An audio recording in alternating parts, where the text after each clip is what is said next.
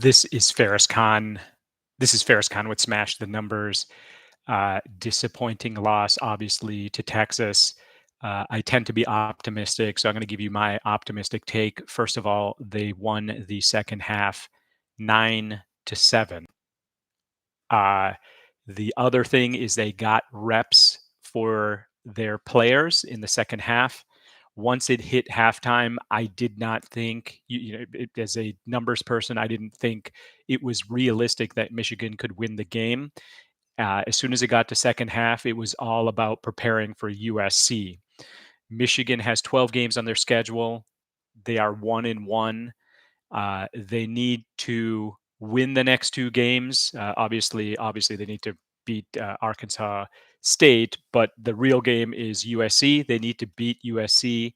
As it stands right now, that game's going to be a lot closer than we had thought. But did this game help prepare them? Is Texas so good and so prepared? So ready, and was Michigan just simply not ready? And can we at least give them a mulligan on that and say, hey, you know what? This team has not gelled yet. It does need to gel to a certain extent to beat USC.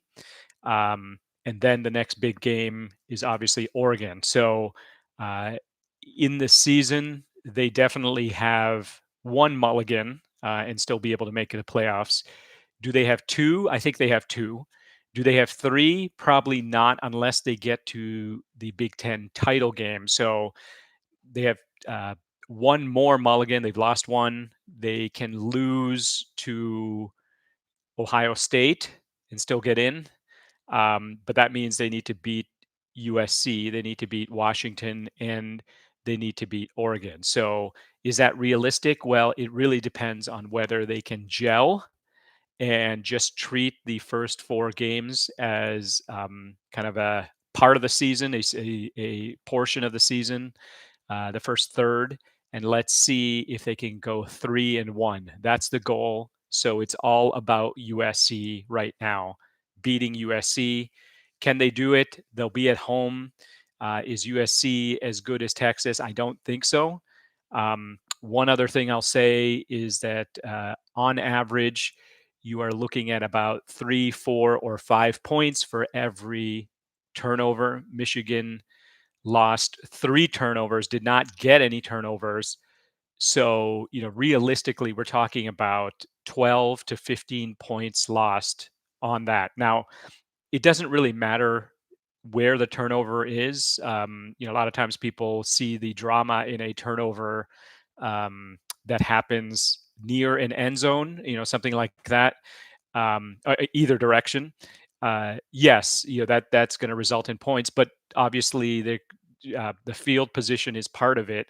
But even if you turn over the ball in the middle of the field, it's still worth 3, 4, 5 points, somewhere in that range. If it's 3 points, 3 turnovers, that's 9. 4 points, that's 12. 5 points, it's 15. I would argue in this game, the timing of the turnovers was terrible. So, all 3 turnovers are probably worth at least 15 points, if not more, because it messes with the psyche of the team, and it just took Michigan out of the game. So we'll never know what would have happened if they had 0 turnovers, if that ball didn't get tipped, if Loveland didn't fumble that ball. But it might be reasons to be optimistic. So reason 1 to be optimistic, Texas might be that good. Reason 2, turnovers worth up to 5 points for every turnover. So that's a 15-point swing right there. Reason 3, Michigan has, unlike previous seasons, Michigan has mulligans. They have one, they've lost it. They have got one more. So let's see what they can do to try to beat USC. It's all about USC now. It was really since halftime of the game. And then the final reason is they won the second half 9-7. And say what you want about what Texas was doing, but I think from Michigan's perspective, they need to mentally think, "Hey, we won the second half, And now that is a launching point. We're growing as a team, and we've got to put every ounce of effort into beating USC at this point. Let me know what you think.